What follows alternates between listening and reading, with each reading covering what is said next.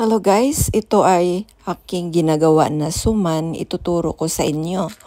Lalagyan ko siya ng luya, nilagyan ko din siya ng fresh na pandan. At ang aking asin ay pink salt para iwas high blood pressure, no? So, ang aking recipe guys ay tansya lang. So, ito po ang gata, isusunod ka na yung gata. So, ayan.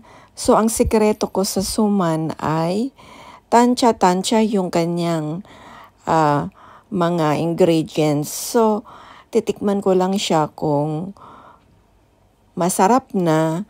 Kung kulang sa timpla pa ay dinagdagan ko na lang. Kaya ito po ang aking sikreto sa suman at ito po ang gusto ko na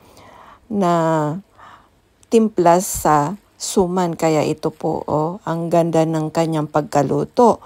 Kaya ito po ang aking tips. Thank you for watching. Bye.